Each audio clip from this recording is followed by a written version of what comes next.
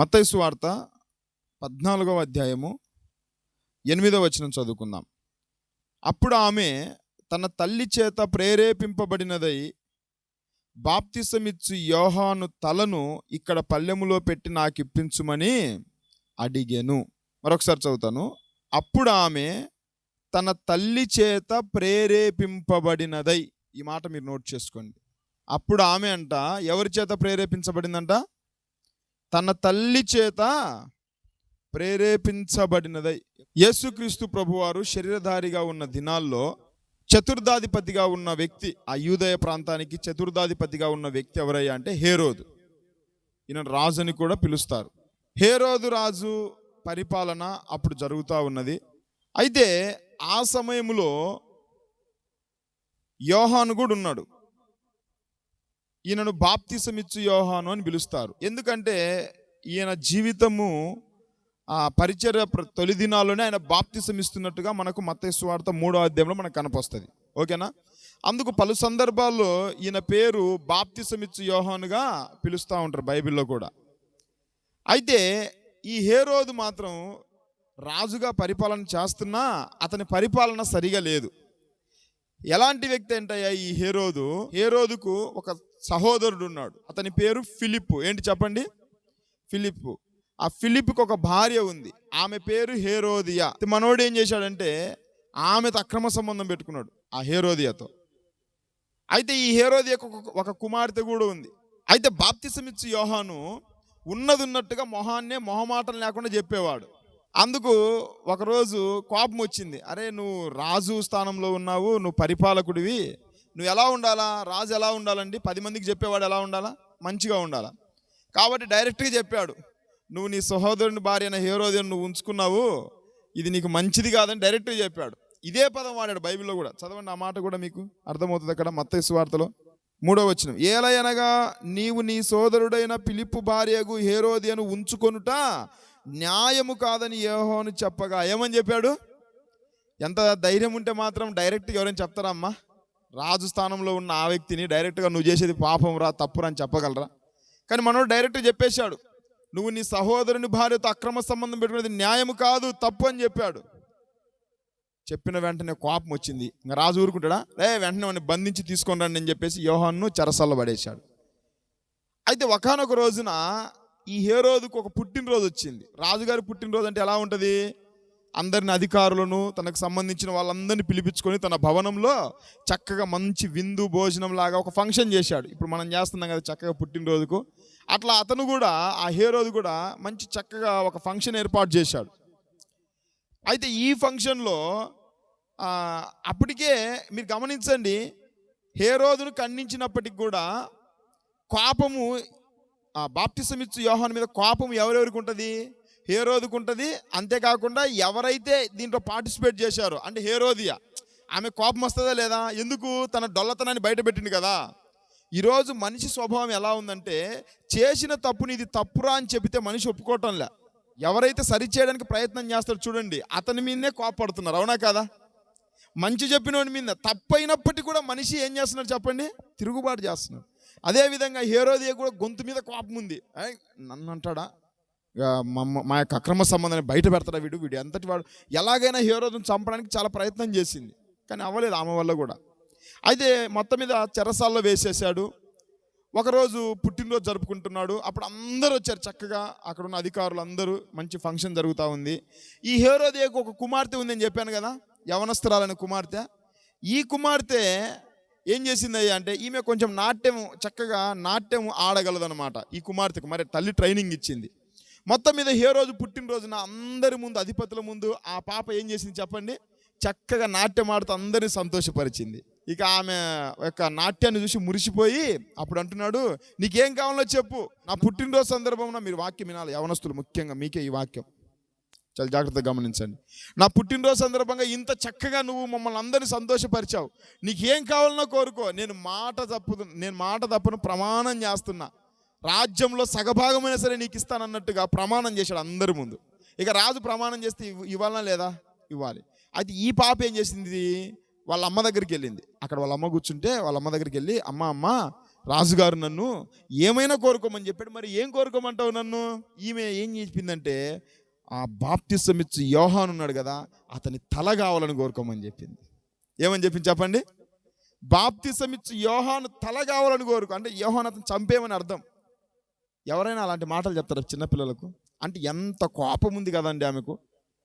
నువ్వు చేసిన తప్పును అమ్మ ఇది తప్పు కాదని చెప్పినందుకు ఎంత పగబట్టింది చూడండి యోహాను మీద, అవునా కదా? ఇక ఆ పాప వెళ్ళి రాజుగారి దగ్గరికి, రాజుగారు నాకేం కావాలో నువ్వు అడగమన్నావు కదా, బాప్తిసం ఇచ్చి యోహాను తల కావాలని చెప్పింది.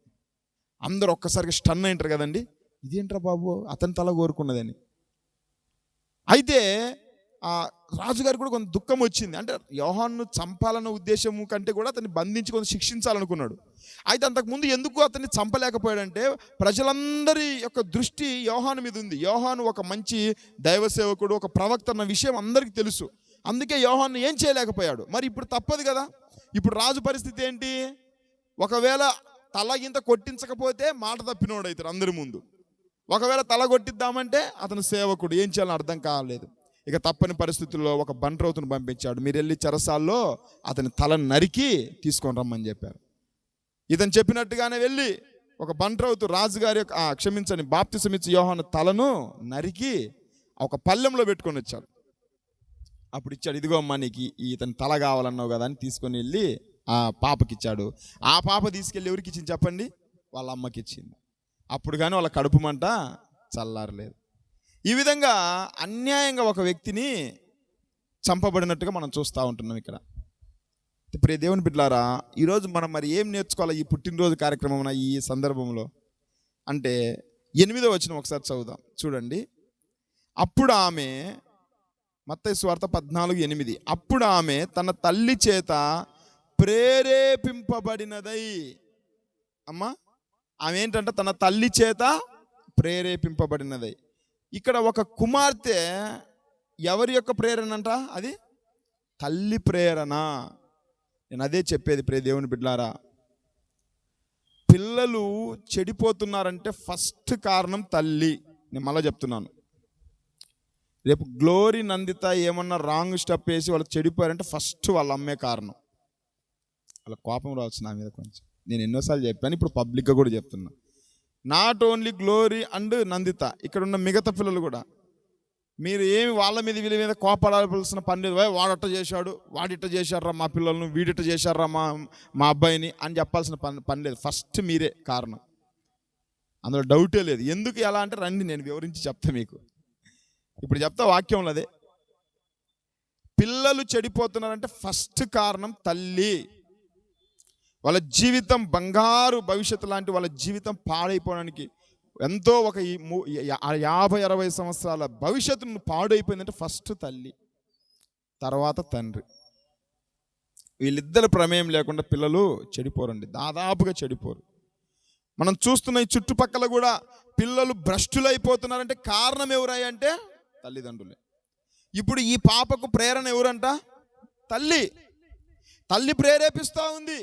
ఈరోజు మన ధ్యానం ఏంటయ్యా అంటే తల్లి చేత ప్రేరేపింపబడిన హేరోదియ కుమార్తె. అందరు చెప్పండి ఏంటి? తల్లి చేత ప్రేరేపింపబడిన హేరోదియ కుమార్తె. తల్లి ప్రేరేపించిందా? పక్కన వాళ్ళు ఎవరైనా ప్రేరేపించారా? చెప్పండి అమ్మా. తల్లే ప్రేరేపించింది. లేకుంటే బయట ఎవరైనా బంధువులు వచ్చి చెప్పారా ఇలా ఇలా చేయమని? తల్లే, మెయిన్గా తల్లి పాత్ర ఉంది అక్కడ. అందుకే సామెతల గ్రంథం అంతా మీరు చదివి చూడండి, తండ్రి గురించి లేదు ఎక్కువగా. ఎవరి గురించి ఉంది చెప్పండి? మీరు నా మీద కోపడవచ్చు, ఇక్కడ స్త్రీలే ఉన్నారంటున్నారు ఎక్కువగా. ఏంది పాస్టర్ గారు మరి పురుషులు లేరంటే పురుషుల పాత్ర ఉంది, అది వేరే సంగతి. నేను ఇంట్లో మా భార్యకు కూడా ఇదే చెప్తా, పిల్లలు చెడిపోయింటే ఫస్ట్ కారణం భార్యనే, స్త్రీయే. మా అమ్మకని చెప్తా, నా భార్యకని చెప్తా. ఎందుకంటే 24 hours పిల్లలను చూసుకునేది ఎవరు చెప్పండి? తండ్రా తల్లా? తల్లే ఉంటుంది. అందుకే జ్ఞానవంతురాలు తన ఇల్లును కట్టునని ఉంది కానీ జ్ఞానవంతుడు తన ఇల్లును కట్టునని లేదు. గుణవంతురాలైన భార్య దొరుకుట అరుదు. స్త్రీ గురించే చెప్తూ వచ్చాడు. సామెతల గ్రంథంలో ఎక్కువగా స్త్రీ పాత్ర గురించే ఉంది. ప్రియ దేవుని బిడ్డలారా, దయచేసి చెప్తున్నా, నా మాటలు తప్పుగా భావించగాకండి. నీ పిల్లలు చెడిపోతున్నారంటే ఫస్ట్ తల్లిదండ్రులుగా మీరే కారణం.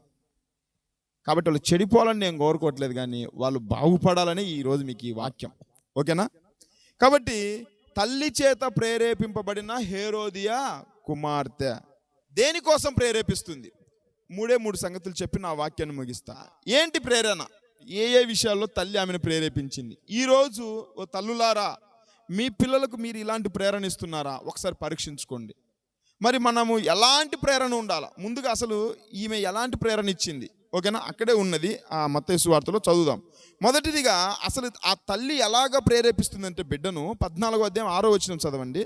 అయితే హేరోదు జన్మదినోత్సవం వచ్చినప్పుడు హేరోదియ కుమార్తె వారి మధ్య నాట్యమాడి. అమ్మా చెప్పండి అమ్మా, ఈ హేరోదియ కుమార్తె వారి మధ్య ఏం చేసిందంట? వారి మధ్య అంటే ఎవరి మధ్య? అక్కడ చదవండి, కింద ఉంటుంది. అక్కడ రాజుతో కూడా 9వ వచనంలో, రాజు దుఃఖపడినను తాను చేసిన ప్రమాణము నిమిత్తమును తనతో కూడా భోజనమునకు కూర్చున్న వారి నిమిత్తమును. ఎవరి నిమిత్తం అంట? రాజుతో పాటు భోజనానికి ఎవరు కూర్చుంటారు చెప్పండి? ముఖ్యమంత్రితో పాటు భోజనానికి ఎవరు కూర్చుంటారమ్మా? ఎమ్మెల్యేలు, మంత్రులు, పెద్ద పెద్దలు కూర్చుంటారు. అవునా కదా? పాస్టర్లు పోయి కూర్చుంటారా? విశ్వాసులు పోయి కూర్చుంటారా? కూర్చోరు. ఇక్కడ హేరోదుతో పాటు భోజనానికి ఎవరు కూర్చుని ఉంటారు? ఆయనకు సంబంధించిన రాజకీయ నాయకులు, లోకంలో తిరుగుతున్న వారు మాత్రమే ఉంటారు. చెప్పాలంటే మందుబాబులు అంతా. అవునా కాదమ్మా? రాజకీయ నాయకుల దగ్గర ఉండేది ఎవరు చెప్పండి? మందుబాబులు. అంటే అక్కడ ఏముంది చెప్పండి? లోకం ఉందా, సంఘం ఉందా? ఇప్పుడు ఆ బర్త్డేలో ఇక్కడంటే సంఘం ఉంది అనుకోండి. గమనించండి ప్రియ దేవుని బిడ్డలారా, ఇప్పుడు హేరోదు యొక్క ఫంక్షన్లో లోకం ఉంటుందా, సంఘం ఉంటుందా? చెప్పండి అమ్మా. అక్కడ ఖచ్చితంగా లోకమే ఉంటుంది. కానీ మీలాగా మనలాగా చక్కగా కీబోర్డు పెట్టుకొని పాటలు పాడుతూ ఆ ప్రభుని ఆరాధించి గుంపు ఉంది అక్కడ. అంటే ఈ తల్లి ఏం నేర్పించింది చెప్పండి? నాట్యం నేర్పించింది. ఈ నాట్యం ఎక్కడ ఆడమని చెప్తుంది? లోకం మధ్య ఆడమని చెప్తుంది ఈ నాట్యం. అర్థమవుతుందా? కాబట్టి ఒక తల్లి లేదంటే హేరోదియ తన కుమార్తెకి ఎలాంటి ప్రేరణ ఇస్తుందయ్యా అంటే లోకం మధ్య నాట్యం ఆడే ప్రేరణ ఇది. అందరు చెప్పండి ఏంటి? లోకం. అమ్మ చెప్పాలి, మీరే చెప్పాలా. ఈ తల్లి తన కుమార్తెకు ఎలాంటి ప్రేరేపణ కలిగిస్తా ఉంది చెప్పండి? లోకం మధ్యలో, అన్యుల మధ్యలో, రాజకీయ నాయకుల మధ్యలో నాట్యం ఆడేటట్టుగా తన బిడ్డకి ట్రైనింగ్ ఇచ్చింది. అవునా కాదా? ఆ బిడ్డకు ట్రైనింగ్ ఏంది? అంత చక్కగా నాట్యం ఆడుతుందా? ఆలోచించండి ప్రియ దేవుని బిడ్డలారా. కాబట్టి హేరోదియ యొక్క ప్రేరేపణ బిడ్డల పట్ల ఎలా ఉందంటే లోకం మధ్యలోనికి వెళ్ళి నాట్యమాడు, రాజుల మధ్యలోనికి వెళ్ళి నాట్యమాడు. ట్రైనింగ్ ఇచ్చింది, చక్కగా డ్యాన్స్ ప్రోగ్రామ్ నేర్పించింది. కానీ ఎలాంటి డ్యాన్స్ ప్రోగ్రామ్? ఇప్పుడు మన దగ్గరికి మందిరానికి కూడా వస్తుంటారు. చక్కగా వీళ్ళకి కూడా అప్పుడప్పుడు మేము యాక్షన్ సాంగ్స్ నేర్పిస్తాం. ఎక్కడ ఆడమని? లోకం మధ్య సినిమా పాటలకు. ఏమన్నా ఈరోజు కొంతమంది స్కూల్స్లో కానీ కాలేజెస్లో డబ్బులు కట్టి సినిమా పాటలకు డ్యాన్స్ ట్రైనింగ్ నేర్పించుకుంటున్నారు. అవునా కాదా? ఆలోచించండి ప్రియ దేవుని బిడ్డలారా. ఈరోజు ఈ తన కుమార్తెను ఆమె నాట్యానికి సిద్ధపాటు చేసింది. డ్యాన్స్ బేబీ డ్యాన్స్ లాగా ఒక డ్యాన్సులకు తన కుమార్తెను సిద్ధపాటు చేసింది. ఈ డ్యాన్స్ ఎవరి మధ్య ఏమంటుందంటే రాజుల మధ్యలో, లోకం మధ్యలో, అన్యుల మధ్యలో తీసుకెళ్ళి తన కుమార్తెని డ్యాన్స్ చేసేటట్టుగా సంబరపడిపోతుంది. ఇంకా చెప్పాలంటే ఆ డ్యాన్స్ చేసేటప్పుడు ఈమె కూడా నవ్వుతూ ఉంటుంది. అబ్బా ఎంత బాగా వేస్తుంది నా బిడ్డ. అవునా కదా? ప్రియ దేవుని బిడ్డలారా, ఆమె కాదు, ఈరోజు చాలామంది ఇలాంటి పరిస్థితుల్లో ఉన్నారు. లేరా? ఈరోజు మన పిల్లలు సినిమా పాటలకు డ్యాన్స్ చేస్తుంటే మనం గనకూడదు కానీ అంటే సిగ్గుపడకుండా నవ్వేవాళ్ళు లేరా? చాలామంది ఉన్నారు. సంఘంలో ఉన్నారు, విశ్వాసులు కూడా కొంతమంది వాళ్ళ పిల్లలు సినిమా పాటలకు డ్యాన్సులు వేస్తుంటే కనీసం కామన్ సెన్స్ లేకుండా ఎక్కడ ఎగురుతున్నారు ఏంటి? అవి ఏ పాటలకు? చెప్పాలంటే మన భాషలో ఇవన్నీ ఎక్కడో బజారు మనుషులు అంటారు కదండి, వాళ్ళు చేసే పనులు ఇవన్నీ. తాగుబోతులు, తిరుగుబోతులు రోడ్లమ్మడి చేస్తూ ఉంటారు. పిచ్చి పిచ్చి డ్యాన్సులు, పిచ్చి పిచ్చి యాక్షన్స్. ప్రియ దేవుని బిడ్డ, ఈరోజు నీ బిడ్డ పిచ్చి పిచ్చి సినిమా పాటలకు డ్యాన్సులు వేస్తూ ఇష్టానుసారంగా ఎక్కడ పడితే అక్కడ వీధులలో తిరుగుతుందంటే కారణం నువ్వే. నీ ప్రేరణ లేకపోతే అడిగేయదు. ఆమె పట్ల నువ్వు సరైన భక్తిలో పెంచకపోతే అదే మార్గంలో వెళ్ళిపోతారు. ఒకసారి ఆలోచించండి. ఈరోజు మన పిల్లలు ఎక్కడ నాట్యం వేస్తూ ఉన్నారు? ఒకసారి ఆలోచించండి ప్రియ దేవుని బిడ్డలారా. మరలా చెప్తున్నాను, సినిమా పాటలకు డ్యాన్స్ చేసే అలవాట్లు పూర్తిగా మానేసేయండి. అక్కడ నువ్వు ట్రైనింగ్ ఇచ్చి సంతోషపడుతున్నావంటే వాళ్ళ యొక్క నాశనానికి తొలిమెట్టు నువ్వే. నువ్వు తొలిమెట్టేసావు, నాశనం అయిపోండి అని చెప్పేసి. దయచేసి చెప్తున్నా, దేవుని సన్నిధిలో పెంచండి. రెండోదిగా దేవుని పాటలు కూడా ఈ మధ్య ఎలా మారిపోయిందంటే సినిమా పాటల కంటే దారుణంగా అయిపోయింది. అందుకే ఈ క్రిస్మస్ వచ్చిందంటే నేను ఈ డ్యాన్స్ ప్రోగ్రాం నాకు ఇష్టం ఉండదు అసలు. సువార్త కూడికలు పెట్టుకోవాలి కానీ ఇక క్రిస్మస్ వచ్చిందంటే మన వాళ్ళు క్రిస్మస్ పాటలకు వేస్తుంటారు ఈ మధ్య. ఈ పాతగూడెంలో, కొత్తగూడెంలో, కాలనీలలో కానీ పెద్ద స్టేజీలు కట్టేది పేరుకేమో దేవుని పాటలు. అమ్మో, ఎందుకంటే మళ్ళీ సినిమా పాటలు పెట్టకూడదు కదా ఇక్కడ. వాళ్ళు వేసే డ్యాన్సులు ఎట్లా ఉన్నాయి చెప్పండి అమ్మా, మీరు చెప్పండి పోనీలే. మళ్ళీ దానికి ట్రైనింగ్, అవునా కదా? ఏమనంటే దావీదు నాట్యం ఆడాడు కదండి, మేము నాట్యం ఆడుతున్నాం. దావీదు నాట్యం ఇదంతా అమ్మా? వీళ్ళు వేసే ఈ సినిమా స్టెప్పులు, ఈ హీరోల స్టెప్పులు, ఈ యాక్షన్ అన్ని దావీదు నాట్యమా? పోనీ దావీదు ఎక్కడైనా ట్రైనింగ్ తీసుకున్నాడు ఆ నాట్యం ఆడడానికి? దావీదు నాట్యానికి అసలు దావీదుకు మనల్ని పోల్చుకోవడానికి అసలు ఏమాత్రం క్వాలిఫికేషన్స్ ఉన్నాయా మనకు? దావీదు ఎక్కడ? దావీదు దేవునికి ఇష్టానుసారుడైన మనుషుడు, దేవుని హృదయానుసారుడైన దావీదు. ఆయన యొక్క నాట్యానికి నీ నాట్యానికి కంపేర్ చేసుకొని దావీదు యాక్షన్ చేశాడండి, మనం ఎగరాలండి అని చెప్పేసి స్టేజీలు కట్టి ఈ క్రిస్మస్ వచ్చిందంటే చాలు ఇంకా సినిమా పాటల్లాగా పిచ్చి పిచ్చి డ్యాన్సులు వేస్తూ ఉన్నారు. అవి కూడా తప్పే ప్రియ దేవుని బిడ్డలారా. దేవుడు అల్లరికి కర్త కాదు, ఇలాంటి పిచ్చి పిచ్చి వాటికి దేవుడు కర్త కాదు, ఆయన సమాధానానికి కర్త. ఎవరు చెప్పారు డ్యాన్స్ లేపేయమని? అది దేవునికి మహిమని దేవుని వాక్యంలో ఉందా? ఒక పాపి రక్షించబడాల, పాపి రక్షించబడితే అది దేవునికి మహిమ. సరే పోనీయండి, ఇట్లా యాక్షన్ సాంగ్స్ పెట్టేసి ఆ క్రిస్మస్కు కొన్ని పాటలు డ్యాన్స్లు వేశారనుకోండి, ఒక్క ఆత్మను రక్షించబడుతుందా? ఒక్కరన్నా మారు మనసు పొందుతారా? ఇంకా మీకు చెప్పమంటారా? ఆ డ్యాన్సులు చూసేంతవరకు జనం ఉంటారు, తర్వాత వాక్యం చెప్దామంటే ఒక్కడు ఉండడు, అవునా కదా? అంటే లోకం అలా ఆకర్షిస్తూ ఉంది. ప్రియ దేవుని బిడ్డ, ఈరోజు నీ పిల్లలు ఎక్కడ తిరుగుతూ ఉన్నారు? ఎవరి మధ్య తిరుగుతూ ఉన్నారు? ఎవరితో సహవాసం చేస్తూ ఉన్నారు? అన్యుల మధ్యలోకి పంపించడం ఏంటి నీ పిల్లలను? లోకం మధ్యలోకి పంపించడం ఏంటి నీ పిల్లలను? తెలియదా తల్లిగా నీకు? ఒక తండ్రిగా నీకు తెలియదా? ఒక బాధ్యత లేదా నీ పిల్లలు? ఇప్పుడు తెలియదు మన వాళ్ళకి. ఎప్పుడంటే వయసు అంతా అయిపోయి వాళ్ళు కొంత వయసు వచ్చిన తర్వాత, పెళ్ళిడికి వచ్చిన తర్వాత, అప్పుడు అయ్యో ఏంటండి నా కొడుకు ఇలా మారిపోయాడు, ఏంటండి నా కొడుకు ఇలా తాగుబోతాడు అయిపోయాడు అంటే నువ్వే చేసుకున్నది, నీకు అప్పుడు అర్థం కాలా. వాడు చిన్నప్పుడేమో ముద్దు ముద్దుగా ఉన్నప్పుడు నీకు అర్థం కాదు మన వాళ్ళకి, అవునా కదమ్మా? ముద్దు ముద్దుగా ఉన్నప్పుడు వాడి మీద ఒక దెబ్బ వేయాలన్నా మనం ఇష్టపడం, కానీ వాళ్ళకి చివరికి వాళ్ళే మనకు ఉరితాళ్ళలాగా మారిపోతూ ఉన్నారు. కాబట్టి ప్రియ దేవుని బిడ్డలారా, ఇక్కడ గమనిస్తే హేరోదియ తన కుమార్తెను దేనికి ప్రేరణ కలిగిస్తుంది? ప్రేరేపణ అండి, లోకం మధ్యలో నాట్యం, దైవ సంబంధమైన నాట్యం కాదు ఇది.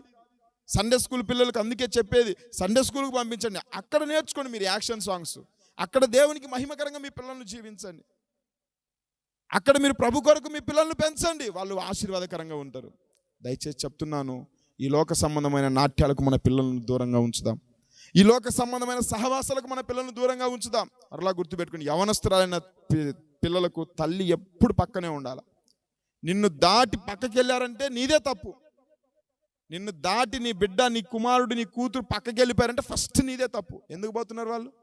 నువ్వు చూస్తూ ఏం కాదులేండి, ఏమవుతుందిలేండి, మా పిల్లలంటే నాకు అంత నమ్మకం అండి. నువ్వు నమ్మకంగా ఉన్నా లోకం నమ్మకంగా లేదు. ఇప్పుడు లోకం నీ అంత నమ్మకంగా లేదు. లోకం ఎలా ఉంది నువ్వు చూస్తున్నావా? లోకంలోకి వెళ్ళిన తర్వాత నీ పిల్లలు ఎలా ఉన్నారో నీకు తెలుసా? వాళ్ళు ఎలా చూస్తున్నారు, ఎలా వెళ్తున్నారు అనే సంగతి నీకు తెలుసా? తెలియదు కదా.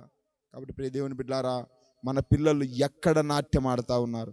నాట్యం అనేది పరవశానికి గుర్తు. దేనికి గుర్తు చెప్పండి? దావీదు నాట్యం అన్నప్పుడు అర్థం ఏంటి? పరవశించాడు. పరవశించడం అంటే తన్ను తాను మర్చిపోయాడు, అవునా కదా? నాట్యం అనేది పరవశించడం, అంటే ప్రభులో పరవశించడం అని అర్థం. అంటే ఇక్కడ ఈ బిడ్డ దేంట్లో పరవశిస్తూ ఉంది? హేరోదే కుమార్తె లోకంలో పరవశించిపోతా ఉంది. లోకంలోకి వెళ్ళిపోయిన తర్వాత తన్ను తానే మర్చిపోయింది. ప్రియ దేవుని బిడ్డలారా, దావీదేమో దేవునిలోనికి లీనమైపోయి తన్ను తాను మర్చిపోయి నాట్యం ఆడుతుంటే, ఈరోజు లోకంలో పడిపోయి ఎలా నాట్యం ఆడుతున్నామో కూడా తెలియట్లే మనకు. లోకంలో ఉన్న వాటిలో పరవశిస్తూ ఉన్నావా? ఒక మాట చెప్పమంటారా? లోకానికి బానిసలైపోయినాం అనుకోండి మన పిల్లలు, చెప్పాలంటే ఆ మైకంలో పడితే తమను తామే మర్చిపోతారు. మర్చిపోతారా లేదా? మొన్న మధ్య వైష్ణవి అనే ఒక పాప చంపేశాడా లేదా? వాడు తప్పేవుడిది చెప్పండి? ఆ అమ్మాయిదే పాపం అంటున్నది కదా. ఒక మాట కూడా చెప్పారు, నేను మోసపోయానని, అవునా కదా? లోకంలోనికి వెళ్ళిన తర్వాత తను తను మర్చిపోయింది, పాపానికి అక్కడ ఉన్న ఆ వ్యక్తికి బానిసైపోయింది. అంత అయిపోయిన తర్వాత చివరికి శవమై మిగిలిపోయింది. ప్రియ దేవుని బిడ్డలారా, దయచేసి చెప్తున్నాను, మీ పిల్లల్ని ఎలా పెంచుతున్నారు? ఎక్కడ పరవశిస్తూ ఉన్నారు? ఎక్కడ లీనమైపోతున్నారు మన పిల్లలు? ప్రభువులో లీనమైపోవాలా, సంఘ పరిచర్యలో మన పిల్లలు ఒదిగిపోవాలా, లీనమైపోవాలా, ఆ విధంగా ఉండాలి. కాబట్టి తన తల్లి చేత ప్రేరేపింపబడిన హేరోదియ కుమార్తె మొదటి ప్రేరేపణ ఏంటి? లోకం మధ్య నాట్యమాడే ప్రేరేపణ. రెండో ప్రేరేపణ ఏంటయ్యా అంటే అక్కడే ఉంది చూడండి, 7వ వచనం చదువుదాం, లేదంటే 6వ వచనం అక్కడి నుంచి కంటిన్యూ చేయండి. హేరోదియ కుమార్తె వారి మధ్య నాట్యమాడి హేరోదును సంతోషపరిచెను. అందరు చెప్పండి, ఎవరిని సంతోషపరిచిందంట? అంటే ఈ తల్లి ఎవరిని సంతోషపరిచేటట్టుగా ట్రైనింగ్ ఇచ్చింది చెప్పండి? హేరోదును సంతోషపరిచేటట్టుగా, లేదంటే ఒక రాజును, చెప్పాలంటే ఒక మోసగాన్ని, ఒక జారత్వంతో ఉన్న ఒక వ్యక్తిని సంతోషపరిచేటట్టుగా ప్రేరేపణ కలిగించింది. కాబట్టి రెండో ప్రేరేపణ ఏంటంటే హేరోదును సంతోషపరిచే ప్రేరేపణ. అక్కడ స్పష్టంగా ఉంది, హేరోదును సంతోషపరిచెను. ఈరోజు మన పిల్లలు ఎవరిని సంతోషపరుస్తూ ఉన్నారు? ఆ పాప వైష్ణవి చెప్పింది అదే, వాడు చచ్చిపోతానన్నాడు నేను లేకపోతే, అందుకే నేను లొంగిపోవాల్సి వచ్చింది. అంటే అతన్ని సంతోషపరచుకోవడానికి తను తాను అమ్మేసుకున్నట్టుగా చేసుకున్నది. లోకంలో మనుషులను సంతోషపరచడానిక ఈరోజు పిల్లలు, యవనస్తులైన పిల్లలు ఎలా తయారవుతున్నారంటే 20 సంవత్సరాలు పెంచిన తల్లిదండ్రుల ప్రేమ కంటే కూడా ఆ లోకంలో ఎవడో వచ్చి ఒకడు పిచ్చి మాటలు చెప్పి నేను నిన్ను ప్రేమిస్తున్నానని చెప్తే వాడిని సంతోషపరచడం కోసమై తల్లిదండ్రులకు కూడా దూరం అయిపోయిన పిల్లలు లేరంటారా? చాలామంది పెంచిన తల్లి, కన్న తల్లి, 9 నెలలు మోసిన తల్లి ఏమైపోవాలా, 20 సంవత్సరాలు మోసిన తండ్రి ఏమైపోవాలా? వీళ్ళందరి ప్రేమ కంటే సడన్గా ఒకడు వచ్చి ఇదిగో నేను నిన్ను ప్రేమిస్తున్నానని చెప్తే అమ్మో వాడేమన్నా అవుతాడేమో, ఒకవేళ నువ్వు నన్ను ఒప్పుకోకపోతే నేను చచ్చిపోతానంటాడు. అంటే మనుషులను సంతోషపరచడానికి తల్లిదండ్రులను కూడా ఈరోజు పిల్లలు అమ్మేసుకుంటున్నారు, తల్లిదండ్రులు కూడా మోసం చేస్తున్నారు. ఒకసారి ఆలోచించు, 20 సంవత్సరాలు నిన్ను పెంచిన ఆ ప్రేమ ఎక్కడ, 5-6 నెలలు సంవత్సరంలోపు వచ్చిన ఈ ప్రేమ ఎలాంటిది? దేవుని బిడ్డలారా, ఎవరిని సంతోషపరుస్తున్నారు మన పిల్లలు? మిమ్మల్ని సంతోషపరిచే పిల్లలుగా ఉంటున్నారా? ఆలోచించండి ఒకసారి. సామెతల గ్రంథంలో ఒక మాట ఉంటుంది, మన పిల్లలు ఎవరిని సంతోషపరచాలి అంటే, చదవండి సామెతలు 10:1. జ్ఞానము గల కుమారుడు తన తండ్రిని సంతోషపరచును, బుద్ధి లేని కుమారుడు తన తల్లికి దుఃఖము పుట్టించును. అమ్మా, ఎవరంట తండ్రిని సంతోషపరిచేది? జ్ఞానము కలిగిన కుమారుడు ఎవరికి సంతోషాన్ని తెస్తాడు? తండ్రికి సంతోషాన్ని తెస్తాడు. ఇక్కడ ఈ కుమార్తె ఎవరిని సంతోషపరుస్తూ ఉంది? రాజును సంతోషపరుస్తూ ఉంది, రాజకీయ నాయకుని సంతోషపరుస్తూ ఉంది, ఒక లోకంలో ఉన్న వ్యభిచారంతో ఉన్న ఆ వ్యక్తిని సంతోషపరుస్తూ ఉంది. ప్రియ దేవుని బిడ్డలారా, కానీ బుద్ధి లేని కుమారుడు అంటే తన తల్లికి ఏం కలిగిస్తాడు? దుఃఖం పుట్టించును. కాబట్టి నీ పిల్లలు జ్ఞానవంతులుగా ఉంటున్నారా? నీ పిల్లలు బుద్ధిమంతులుగా ఉంటున్నారా? నీ పిల్లలు ఎవరిని సంతోషపరిచే వాళ్ళుగా ఉంటున్నారు? ఒకసారి ఆలోచించండి. ఎవరికి సంతోషం తీసుకొని వస్తూ ఉన్నారు?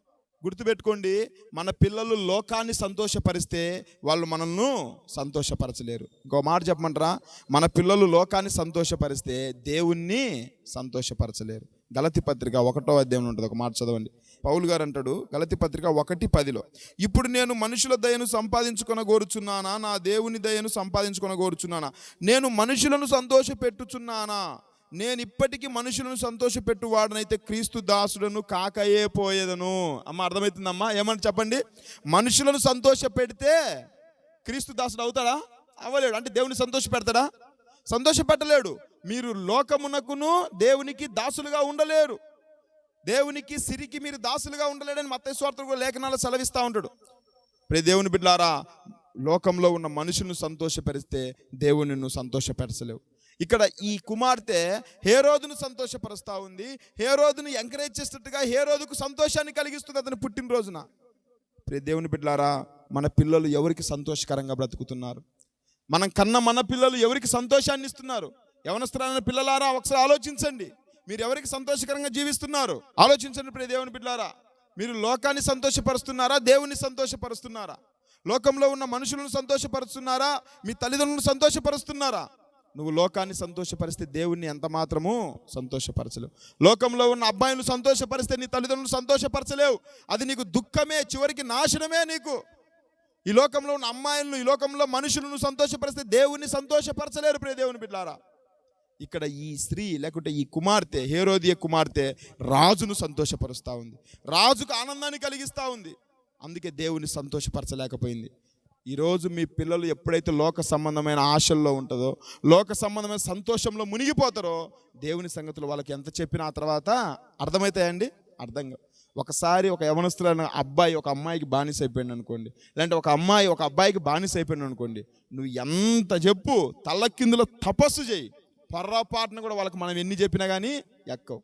నేను కల్లారు చూసిన నా జీవితంలో చాలా సంఘటనలు ఇట్లాంటి. ఎంత చెప్పు, చివరికి బైబిల్ ముందేసి యేసు ప్రభు ప్రేమను ఎంత వివరించి చెప్పినా కానీ వాళ్ళ హృదయం పొరపాటున కూడా మారటం లేదు. ఎందుకంటే వాళ్ళు మనుషుల్నే సంతోష పెట్టాలనుకున్నారు. దేవుని వాక్యం తలకిందులు తపస్సు చేసి వాళ్ళకి ఎంత వివరించి చెప్పినా ఎక్కటంలే. ఆ మైకంలో పడిపోయినట్టుగా బయటికి రాలేకపోతున్నారు. తాగుబోతులైనా ఏదో ఒక రోజు బయటకు వస్తారేమో కానీ పొరపాటున ఈ పాపం లోకంలో ఈ ప్రేమ అనే ఈ మైకంలో మునిగిపోయిన వాళ్ళు పొరపాటున బయటికి రావటం లేదు. చివరికి వాళ్ళ జీవితాలు నాశనం అయిపోయి పతనం అయిపోయేంత వరకు కూడా అర్థం కావడం లే. అంత అయిపోయిన తర్వాత పాపం మన వైష్ణవిలాగా నాలాగా మీరు మోసపోగాకని అన్ని చెప్పుకునే స్థితికి వస్తున్నారు. అవునా కాదమ్మా? ప్రియ దేవుని బిడ్డలారా, ఆ స్థితి నీ పిల్లలకు రాకముందే, ఆ స్థితి నీ కుటుంబానికి నీకు ఆ గతి నీకు పట్టకముందే నీ పిల్లలు ఎవరిని సంతోషపరుస్తున్నారు? నువ్వు ఎవరిని సంతోషపరుస్తున్నావు? ఎవరికి ఆనందం తెచ్చే విధంగా మన జీవితాలు ఉంటున్నాయి? లోకంలో అయితే లోకంలో ఉన్నదంతా శరీరాశ, నేత్రాశ, జీవపుడంబం. నేను అంటాను, నీ తల్లిదండ్రులనే కాదు, నీ కొరకు నా కొరకు ప్రాణం పెట్టిన యేసు ప్రభుని సంతోషపరుస్తున్నారా? మరి యేసయ్యను ఎప్పుడు సంతోషపరుస్తాం? ఇంట్లో తల్లిదండ్రులనే సంతోషపరచలేని నీవు మనందరి కొరకు ప్రాణత్యాగం చేశాడు. నీ కొరకు నా కొరకు కొట్టబడ్డాడు, పిడిగుద్దులు తిన్నాడు, గాయపరచబడ్డాడు, దేహమంతా రక్తపు దారిలే. ప్రియ దేవుని బిడ్డలారా, అలాంటి ఆ ప్రభువును నువ్వు సంతోషపరుస్తావా? ఇంకా లోకాన్ని సంతోషపరుస్తావా? ఆ ప్రభు ప్రేమను విడిచిపెట్టి యేసుక్రీస్తు యొక్క చూపించిన ఆ ప్రేమను, కలువరిలో చేసిన ఆ త్యాగాన్ని మర్చిపోయి ఆయన సంతోషపరచాల్సిన మనము, ఆయన కొరకు ప్రాణం పెట్టాల్సిన మనము, ఆయన కొరకు జీవించాల్సిన మనము ఈ లోకంలో ఉన్న మనుషుల కోసం, రే నువ్వు లేకుంటే నేను బ్రతకలేనురా, నువ్వే నా ప్రాణము, నీ కొరకే బ్రతుకుతానని ఎంత దరిద్రపు జీవితాలు జీవిస్తున్నారండి మన వాళ్ళు. ఆలోచించండి. ప్రభుతో చెప్పాలా, యేసయ్యా నువ్వు లేకుంటే నేను బ్రతకలేను, నువ్వే నా ప్రాణము, నీ కొరకే నా యొక్క జీవితం అని ప్రభుతో చెప్పాల్సిన మన పిల్లలు చివరికి మన చేయి జారిపోయిన తర్వాత వాళ్ళు ఎవరితో చెప్తున్నారు ఈ మాటలు? లోకంలో ఉన్న ముఖం తెలియని ఒక మనుషులతో చెప్పాల్సి వస్తుంది. ఎంత దౌర్భాగ్యపు స్థితికి వెళ్తా ఉన్నారు ఒకసారి ఆలోచించండి. ప్రియ దేవుని బిడ్డలారా, ఈ తల్లి తన బిడ్డకు ఎలాంటి ప్రేరేపణ కలిగించింది చెప్పండి? ఒకటేమో లోకం మధ్య నాట్యమాడే ప్రేరేపణ కలిగించింది, రెండోదిగా రాజును సంతోషపరిచే ప్రేరేపణ కలిగించింది. మూడో మాట చెప్పి నేను నా వాక్యాన్ని ముగిస్తా. అదే మత్తయి సువార్త 14వ అధ్యాయం 8వ వాక్యం మరలా చదవండి. అప్పుడు ఆమె తన తల్లి చేత ప్రేరేపింపబడినదై బాప్తిసమిచ్చు యోహాను తలను అక్కడ పల్లెములో పెట్టి అప్పగించమని అడిగాను. ఏమడిగిందంట చెప్పండి? ఈమె అసలు బాప్తిసమిచ్చు యోహాను అనే వ్యక్తి ఈ పాప మైండ్లో కూడా లేదనుకుంటా. అవునా కాదండి అమ్మ? అసలు తెలిసి ఉండింటుందో లేదో ఈ పాపకు.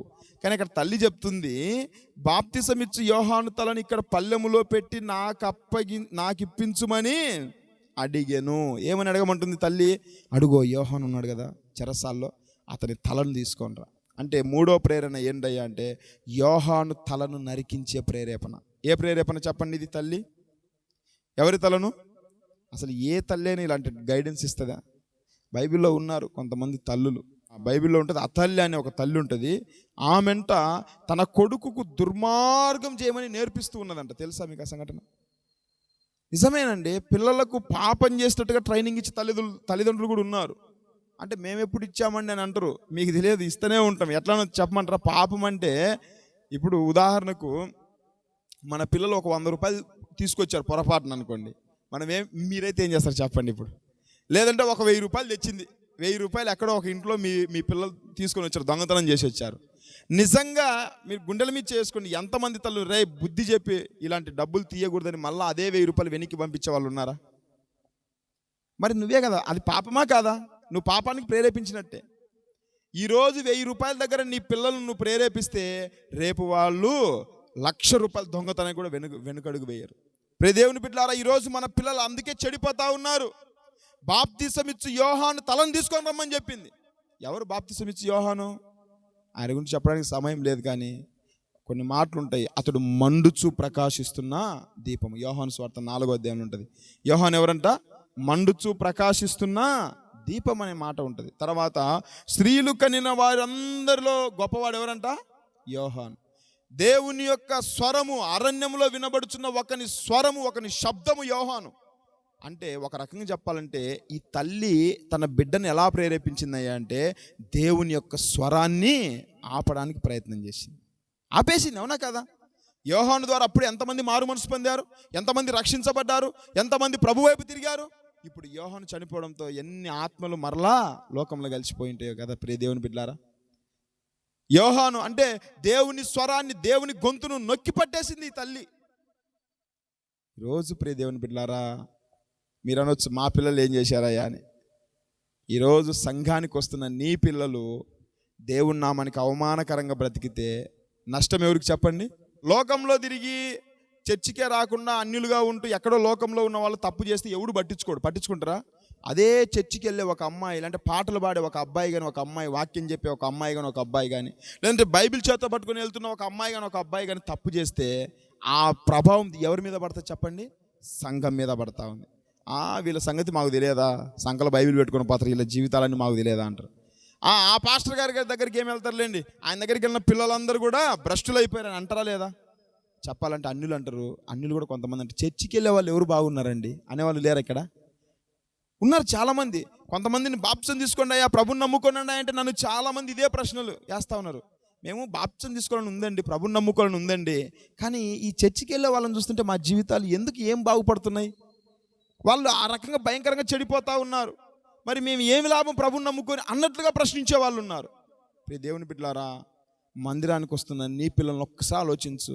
వాళ్ళు సరైన ట్రాక్లో లేరనుకోండి, వారి ద్వారా రేపు ఎవరికి అవమానం? ఒకటి వారికి అవమానము, రెండోది మీకు మీ కుటుంబాలకు అవమానము, అంతకంటే ముఖ్యంగా సంఘానికి అవమానం, యేసుక్రీస్తుకు అవమానము.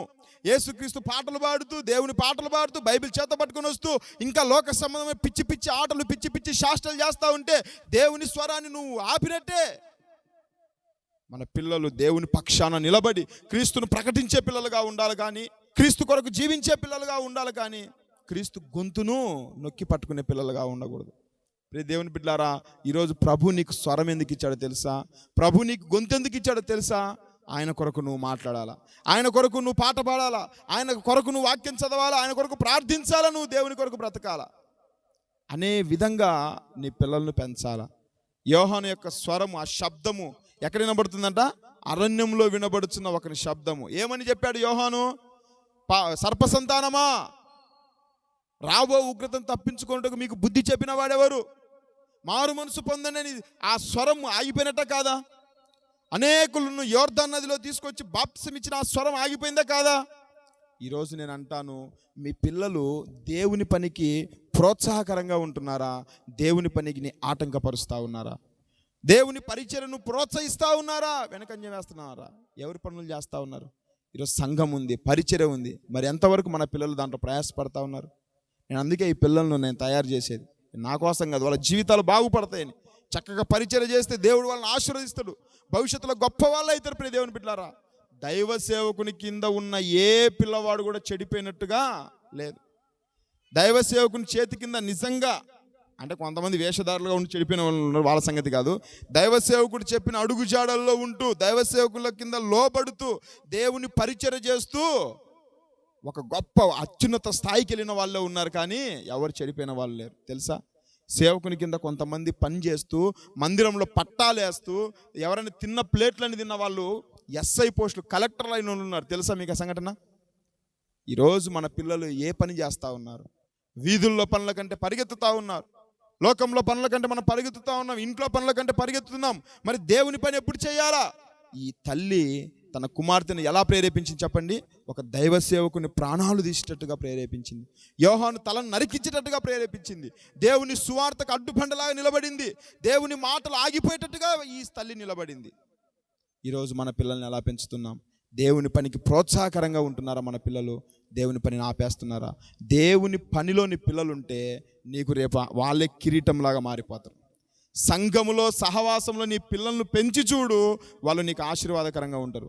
నీ పిల్లలను లోకంలో మధ్యలో నీ చుట్టూ పెంచుకున్నావంటే నువ్వు దేనికి పనికిరారు వాళ్ళు. రేపటి చెప్తున్నా, నీకు తెలియకుండానే వాళ్ళు, నీకు తెలియకుండా ఎన్నెన్నో కథలు నడుపుతారా లేదండి? చెప్పండి. మనం అనుకోవచ్చు నా పిల్లలు ఏముందండి, నీకు అర్థం కాదు. ఎప్పుడు అర్థమవుతుంది నీకు? సామెతల గ్రంథం ఉంటుంది కదా, వాని గుండెను అంబు చీల్చు వరకు వాడు దాని వెంట పోయాను. అర్థం కాలేదు వానికి గుండె అంబు చీల్చేంత వరకు. వాళ్ళు ఏదో ఒక రోజు నీ నెత్తి మీద నిప్పుల కుంప పెట్టేదాకా నీకు అర్థం కాదు. కాబట్టి ప్రియ దేవుని బిడ్డలారా, సంఘములో పెంచండి పిల్లలను, సహవాసంలో పెంచండి పిల్లలను, పరిచర్యలో పెంచండి పిల్లలను, దేవుని పనిలో ప్రోత్సాహకరంగా పెంచండి పిల్లలను. హేరోదియ కుమార్తెలాగా అడ్డుబండలాగా ఉండకూడదు దేవుని పరిచర్యకు మన పిల్లలు. హేరోదియ కుమార్తెలాగా సేవకులను దూషించే విధంగా ఉండకూడదు మన పిల్లలు. హేరోదియ కుమార్తెలాగా సేవకునికి నష్టం తెచ్చే వాళ్ళగా ఉండకూడదు మన పిల్లలు. సంఘానికి అవమానం తెచ్చే వాళ్ళగా ఉండకూడదు మన పిల్లలు. సేవకుని చేతి కింద నలుగుతూ ఉండాలి. ఏలియా చేతి కింద ఎలీషా ఉన్నాడు కాబట్టే ఈయన మీద ఇంకా రెండంతల ఆత్మను దేవుడు ఇచ్చాడు. ఏలియా చేతి కింద ఉన్నాడు కాబట్టి ఎలీషాకు అంత గౌరవం వచ్చింది, అంత విలువైన వ్యక్తిగా గుర్తించబడ్డాడు ప్రియ దేవుని బిడ్డలారా. కాబట్టి తల్లి చేత ప్రేరేపింపబడిన హేరోదియ కుమార్తె. ఏంటి ఆ ప్రేరేపణ? ఎన్ని ప్రేరేపణలు చెప్పండి? 3 రకాలైన ప్రేరేపణలు. ఏంటిది? ఎందుకు, దేని కొరకు ఆ ప్రేరేపణ? ఒకటి, లోకం మధ్యలో నాట్యమాడేయడానికి ప్రేరేపించింది. రెండోది, రాజును సంతోషపరిచే విధంగా ప్రేరేపించింది. మూడోదిగా, యోహాను తలను, ఒక దైవ సేవకుని ప్రాణాన్ని తీసే విధంగా ప్రేరేపించింది. ఈరోజు నీ పిల్లలు ఎలా ఉన్నారు? అయితే మన పిల్లలు ఎలా ఉన్నారు అనేది మన చేతుల్లో ఉంటుంది ప్రియ దేవుని బిడ్డలారా. కానీ మన పిల్లలు ఎలా ఉండాలో తెలుసునా? లూకాసు సువార్తలో ఒక మాట ఉంటుంది, ఆ మాట చదివి నేను ముగిస్తాను చూడండి. మన పిల్లలు సరే ఇలా ఉండకూడదన్న విషయం చెప్పాను, మరి మన పిల్లలు అసలు ఎలా ఉండాలా? లూకాసు సువార్త 1వ అధ్యాయము 17వ వచనము చివరి లైన్, అతడు పుట్టినందున అనేకులు సంతోషింతురనెను. ఇది ఎవరిని గురించి చెప్పబడిన మాట? బాప్తిసమిచ్చే యోహాను గురించే. బాప్తిసమిచ్చే యోహాను పుట్టుట ద్వారా అనేకులకు ఏం కలిగిందంట?